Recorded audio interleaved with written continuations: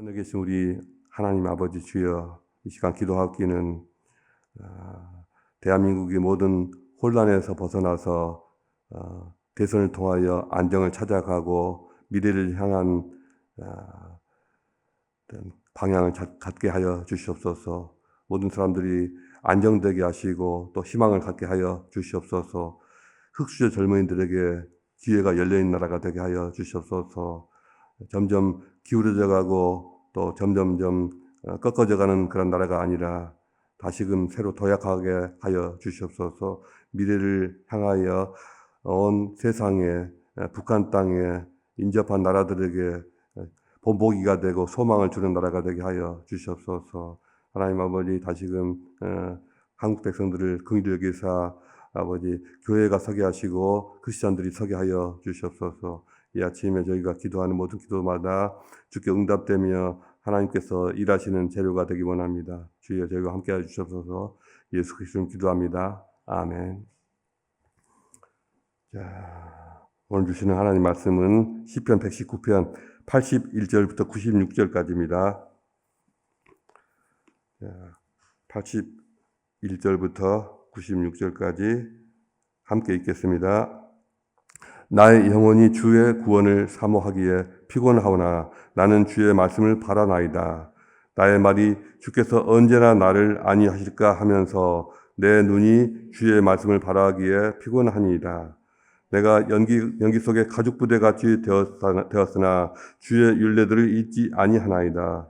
주의 종의 날이 얼마나 되나이까. 나를 핍박하는 자들을 주께서 언제나 심판하시나이까. 주의 법을 따르지 아니하는 교만한 자들이 나를 해하려고 웅덩이를 팠나이다.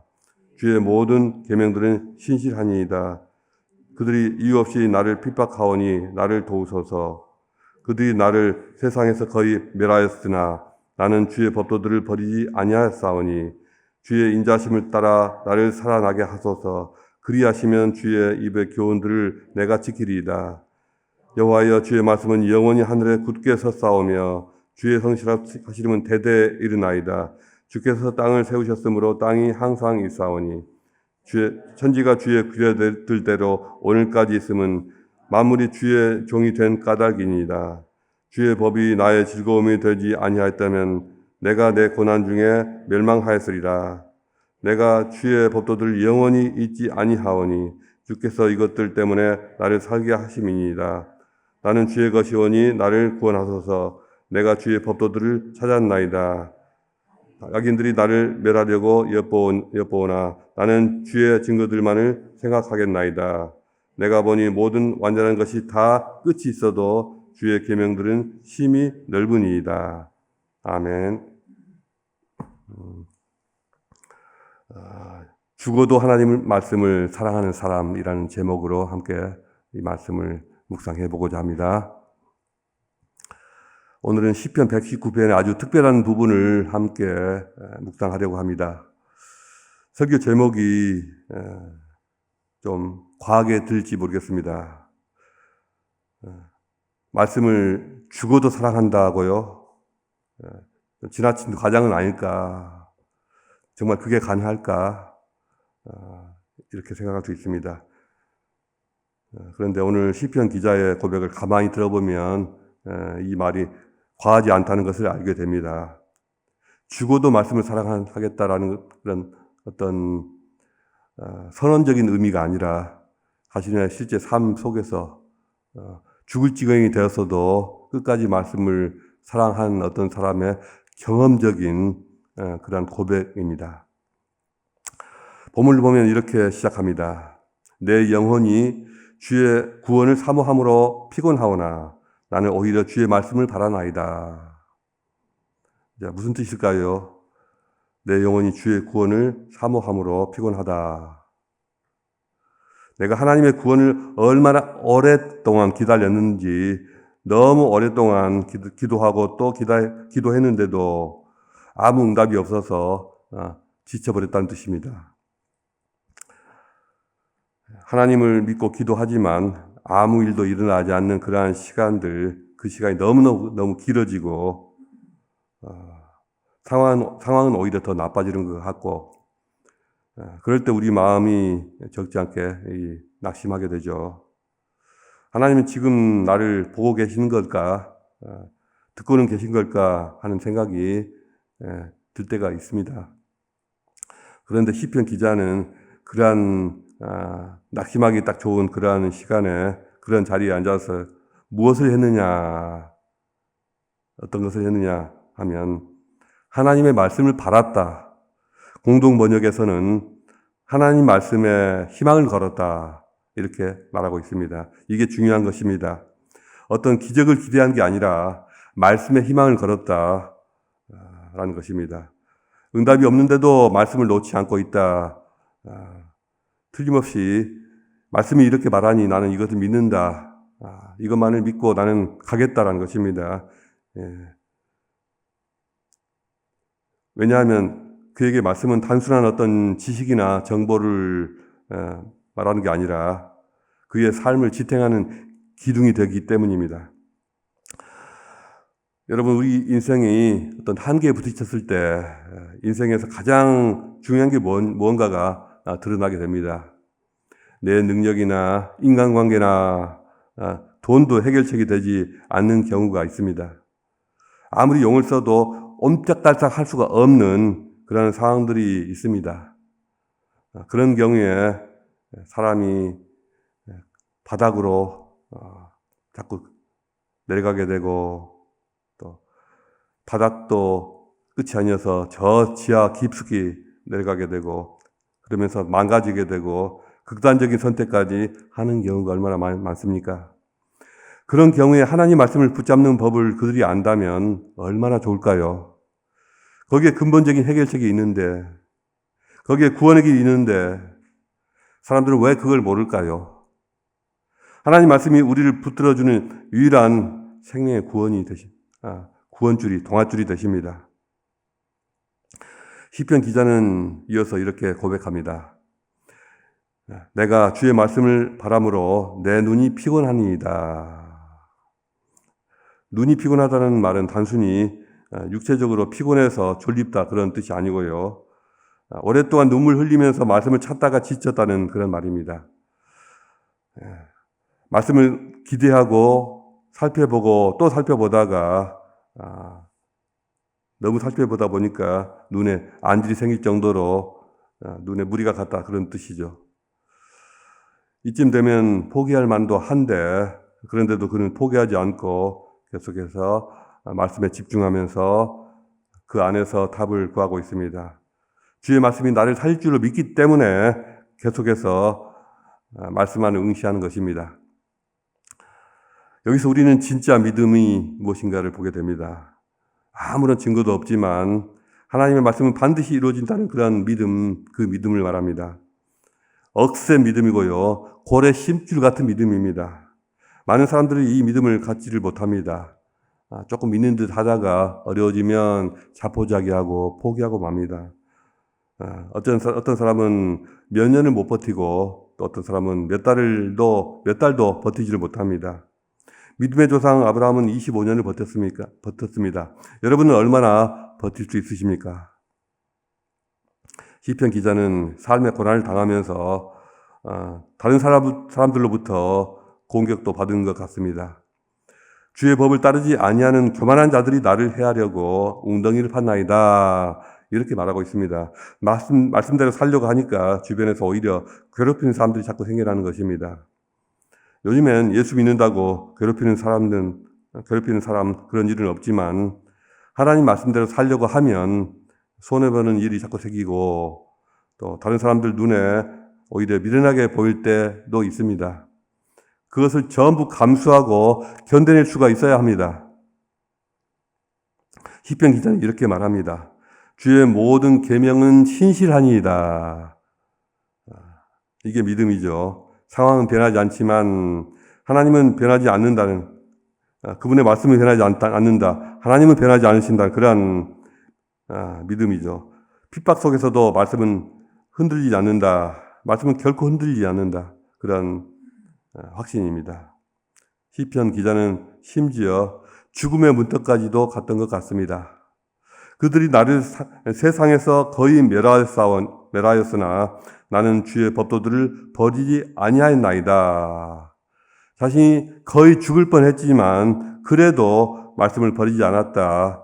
오히려 그 말씀을 묵상하면서 그것을 즐거워하였다라는 것입니다. 그 이유가 89절 이후로 나타나 있습니다. 그는 죽음의 고비에서 이렇게 외쳤습니다.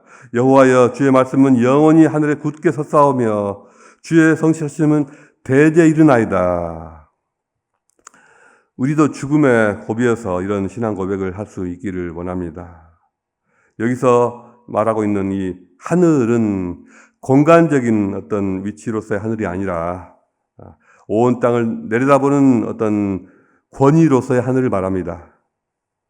세상이 흔들리고 내 삶은 무너져도 주의 말씀은 흔들리지 않는 그러한 주권자의 위치, 왕의 위치에 있다는 그러한 선언입니다.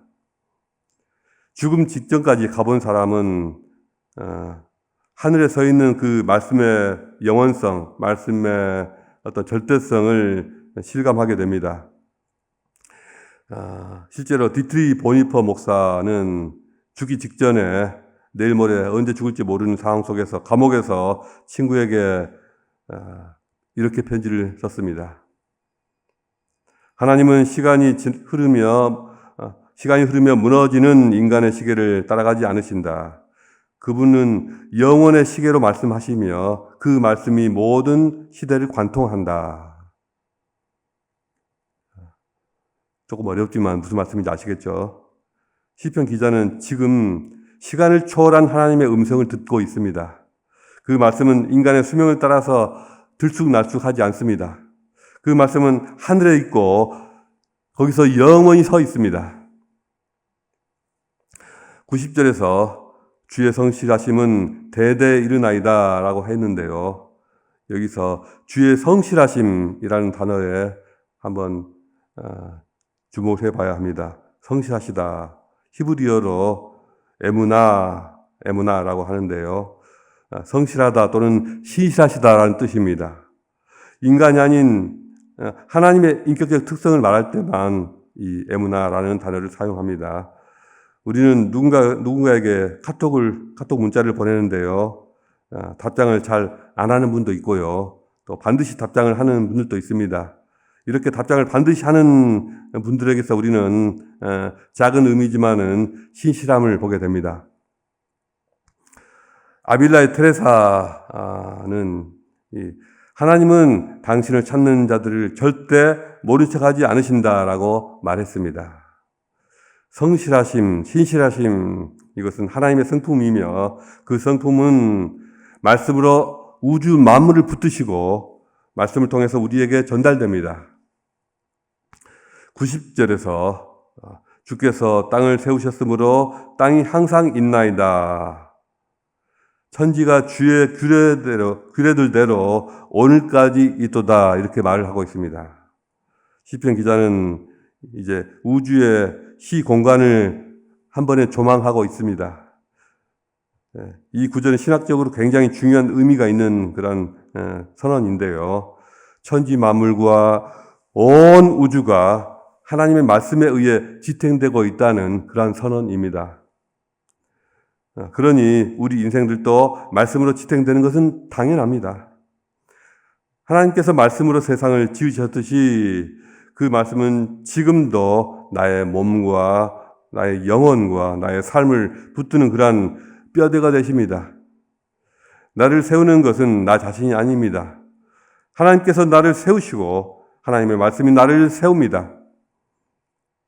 현대 과학은 우주가 확장되고 있다고 팽창하는 우주를 말하고 있고요. 은하와 은하 사이가 점점점 멀어져 가고 있다고 그렇게 말을 하지만 성경은 그 확장조차도 그러한 은하들의 운동조차도 하나님의 명령 안에서 이루어지고 있다고 그렇게 말씀하고 있습니다. 그리고 91절에서 더 놀라운 표현을 하고 있는데요. 만물이 주의 종이 된 까닭이니라. 이렇게 만물이 규칙적으로 움직이고 있는 것들이 다 만물이 주의 종이 된 까닭이다. 이렇게 말을 하고 있습니다. 자, 들어보십시오. 해와 달과 별과 바다와 숲과 짐승과 모든 사람들, 이 모든 것이 다 하나님께 종이 되었다라고 말을 하고 있습니다. 옛날 사람들은요, 또 대부분의 종교들이었으면요, 해와 달과 별과 자연을 거대한 그런 신적 존재로 여겼고 숭배 대상으로 여겼지 이런 식으로 생각하지 않았습니다. 저 어마어마하고 거대한 대자연과 우주를 보면서 그것들의 기가 눌리지 않고 오히려 그것들이 규칙적으로 질서를 지키는 그것을 그런 자연현상 속에서 그 규칙성에 주목하면서 저 어마어마한 대자연도 하나님께 종처럼 복종하고 있다. 이런 사상을 가진 것입니다. 온 자연과 우주도 하나님의 명령을 거역하지 않고 있습니다. 오직 인간만이 하나님의 말씀을 무시하고 거역합니다. 시편 기자는 이 우주의 순종을 보면서 자신의 불안한 영혼을 향해서 이렇게 말하고 있는 것입니다. 너는 말씀을 의심하고 있지만 저 태양은 여전히 하나님의 명령을 듣고 떠오르고 있지 않느냐. 너는 주의 음성을 들리지 않는다고 말하지만 저 바다는 여전히 그분의 경계선을 넘지 않고 있다. 말씀이 침묵하는 것 같아도 우주는 그 말씀을 실시간으로 듣고 또 순종하고 있습니다. 우리는 과연 어떤 태도로 말씀을 대하고 있습니까? 그저 1년 중에 특정한 시기에 잠깐 읽다가 마는 그런 이벤트 재료입니까? 사는 게 너무 바쁘니 그것마저도 또 자꾸 잊어버리고 어려워지지는 않습니까? 시편 기자는 말합니다. 주의 법이 나의 즐거움이 되지 아니하였다면 내가 내 고난 중에서 멸망하였으리라. 고난 속에서 거의 죽을 것 같은 그런 상황 속에서 주의 법이, 주의 말씀이 나의 즐거움이 되었다. 그야말로 죽음을 눈앞에 두고도 말씀을 즐기고 말씀을 사랑하고 있는 것입니다. 여러분, 말씀이 기쁨이 되신 적 있으십니까? 어떤 말씀 한 구절이 내 마음에 불을 켜주고 또 내 마음을 다시 살아나게 한 적 있습니까? 이 말씀만 묵상하면 정말 기쁘고 감사가 충만하고 기쁨이 충만해 본 적 있으십니까? 그런 말씀이 있어야 합니다. 그래야 우리가 버틸 수가 있습니다. 저는 지금까지 살아오면서 저를 변화시키고 또 저를 이끌어왔던 말씀들을 차례차례 순서대로 기록을 해두고 있습니다. 다 세어보니까 번호들을 매겨서 세어봤더니 이 100개가 좀 넘는 성경 구절들이 있습니다. 요즘도 가끔씩 그 구절들을 읽고 묵상하면서 기도하다 보면 저 자신이 누구이며 어디서 와서 어디로 가는 존재인지를 잊지 않게 합니다. 어떤 구절은 저를 처음 하나님을 알게 한 그런 말씀도 있고요. 또 어떤 구절은 너무나도 상처받고 내가 누구인가 어떤 사는 의미를 몰랐을 때 저를 크게 위로해주고 내가 너를 사랑한다, 내가 너를 안다 이렇게 저를 이렇게 세워주신 그런 말씀도 있고요. 또 그야말로 삶이 외통수에 빠져서 도저히 빠져나갈 구멍이 없을 때 살아갈 그런 소망마저 잃어버렸을 때 저를 이렇게 세운 그런 말씀도 있습니다. 그런 말씀들이 지금도 묵상해 보면은 저를 일깨우고 다시 이렇게 세우죠. 시편 기자는 이어서 이렇게 말합니다. 주의 계명은 심히 넓으니이다. 이 말씀은 무슨 뜻일까요? 세상 어떤 것도 아무리 완전해 보여도 결국에는 끝이 있고 한계가 있다. 그러나 하나님 말씀은 끝이 없다는 것입니다. 끝이 보이지 않는다. 한계가 보이지 않는다라는 것입니다. 하나님 말씀은 바닥도 없고 위도 없고 끝도 없습니다. 파도처럼 깊고 하늘처럼 넓습니다. 아무리 읽어도 다 알 수가 없고요. 아무리 붙들어도 다 잡을 수가 없고요. 그 말씀은 매번 우리를 다시 이렇게 세우는 말씀입니다. 하나님 말씀을, 이 성경 말씀을 나는 다 안다. 그 누가 말할 수가 있겠습니까? 말씀이 바로 그런 것이죠. 기적은 어느 한순간이지만 하나님 말씀은 평생을 우리를 붙들고 갑니다. 주님의 은혜는 우리 마음의 상태일 수 있지만 하나님 말씀은 모든 것의 기반입니다. 하나님은 말씀으로 세상을 창조하셨고 또 지금도 말씀으로 우리를 다시 만지고 계십니다. 말씀을 사랑하는 사람은 결국 말씀으로 살아나는 사람입니다. 그 사람은 눈물로 성경을 펴고 아픔으로 한 구절을 붙들고 그렇게 다시 살아나서 말씀을 기쁨으로 누리게 됩니다. 오늘 말씀을 다시 생각해 보니까 죽어도 말씀을 사랑하는 사람이라는 이것은 결국 말씀 덕분에 죽지 않고 살아난 사람이다. 이렇게 고쳐 말할 수가 있을 것 같습니다. 여러분들이 하나님의 말씀에 희망을 두시고 또 하나님 말씀에서 즐거움을 누리시면서 그래서 그 하나님의 말씀이 여러분을 붙드시기를 축복합니다. 그 말씀 안에서 살아나시기를 그리고 영원히 사시기를 주님의 이름으로 축복합니다. 기도하시겠습니다. 우리에게 주신 하나님의 말씀, 여러분에게 주셨던 그 하나님 말씀을 다시 기억하시면서 묵상하시면서 자유롭게 기도하시겠습니다.